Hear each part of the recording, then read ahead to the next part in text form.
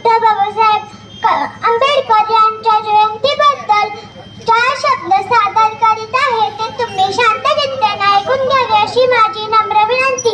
आले किती गेले किती उडून गेला भरारा, आले किती गेले किती उडून गेला भरारा, संपला नाही आणि संपणार नाही माझ्या भीमाचा दरारा, संपला नाही आणि संपणार नाही माझ्या भीमाचा दरारा. डॉक्टर बाबासाहेब आंबेडकर यांचा जन्म 14 एप्रिल 1891 रोजी मध्य प्रदेशातील महू या गावी झाला. त्यांच्या आईचे नाव भीमाबाई व त्यांच्या वडिलांचे नाव रामजी असे होते. त्यांचे पूर्ण नाव भीमराव रामजी आंबेडकर असे होते. ते लहानपणापासूनच खूप मोठे व हुशार होते आणि महत्वाकांक्षी विचाराचे होते. त्यांनी शालेय शिक्षण घेताना अस्पृश्य म्हणून मानहानी स्वीकारावी लागत होती. ते 4थीत असताना ते 4थीची परीक्षा पास झाल्यानंतर ते मुळीच खचले नाहीत. त्यांनी दीनदलिताचा आणि उद्धार केला. हे जीवनाचे अंतिम ध्येय ठेवले. 4थीची परीक्षा पास झाल्यानंतर डॉक्टर बाबासाहेब आंबेडकरांना केळुस्कर गुरुजींनी लिहिलेले भगवान बौद्ध चारित्र्य हे पुस्तक वाचण्यास दिले. ते पुस्तक वाचून झाल्यावर ते खूपच प्रेरित झाले आणि त्यांनी वडिलांना विचारले, मला तुम्ही बौद्ध साहित्याचा परिचय का वाचण्यास दिला नाही? त्यात तर फक्त तुम्ही मला रामायण आणि महाभारत हेच का ग्रंथ वाचण्यास दिले?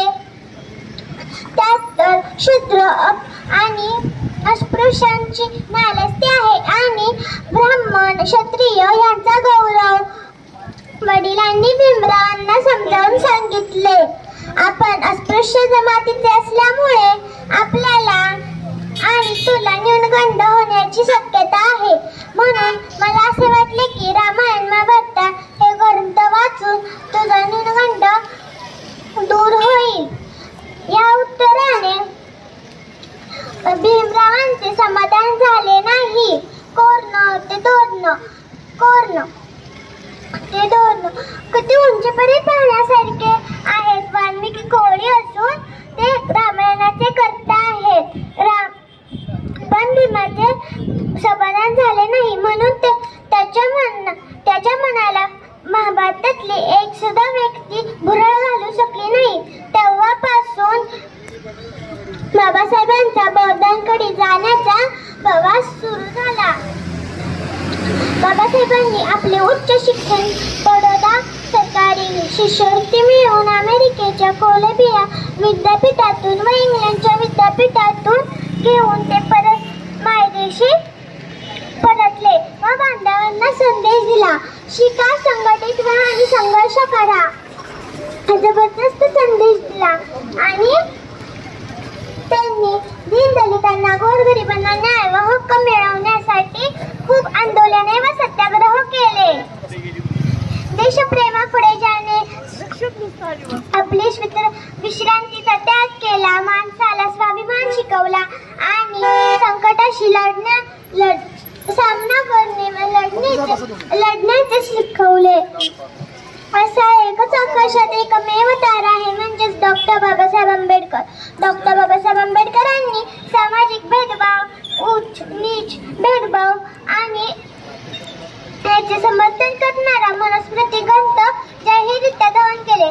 नाशिक मधल्या काळाराम मंदिराचे दलितांसाठी, अस्पृश्यांसाठी आणि गोरगरिबांसाठी त्यांनी सत्याग्रह केला व महाडच्या 14 तळावर दलितांना, गोरगरिबांना आणि अस्पृश्यांसाठी त्यांनी पाणी भरण्याचा हक्क मिळवून दिला. अशा धिक्कारलेल्या समाजाने ते आशेचे किरण ठरले आणि मूकनायक, पाक्षिक, बहिष्कृत भारत हे साप्ताहिक हे आणि सामना हे वृत्तपण करून त्यांनी समाज प्रबोधन बहुमूल्य कार्य पार केले आणि ते नेहमी सदैव स्त्री शिक्षणाचा पुरस्कार केला.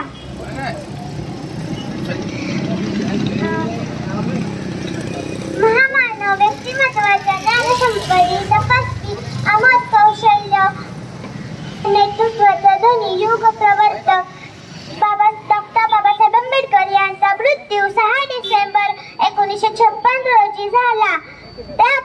असले तरी त्यांचे लाखो विचार लाखो लोकांच्या मनात आहेत आणि त्यांना चैतन्य देत आहेत. शेवटी मी एवढंच म्हणेन, कोणाचा जन्म कोणाला काय देऊन गेला, कोणाचा जन्म कोणाला काय देऊन गेला, फक्त बाबासाहेबांचा जन्म आम्हाला न्याय देऊन गेला.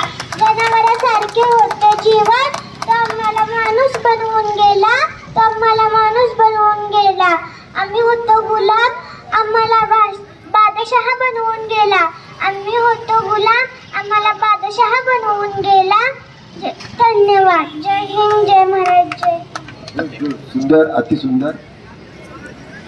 उत्कर्षा, फार छान बोलीस. एक मिनिट हा बाळा.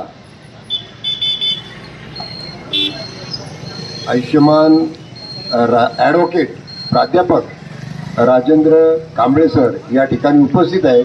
त्यांना मी अशी विनंती करेन की त्यांच्या शुभ हस्ते उत्कर्षाईस एक सप्रेम भेट आणि प्रोत्साहनापर तिला सप्रेम भेट द्यावी अशी विनंती करतो.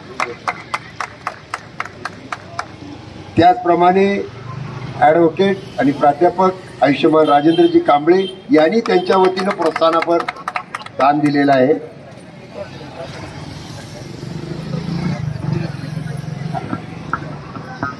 खरं म्हटलं तर ॲडव्होकेट राजेंद्र कांबळेंना मी मुद्दाम थांबवलं.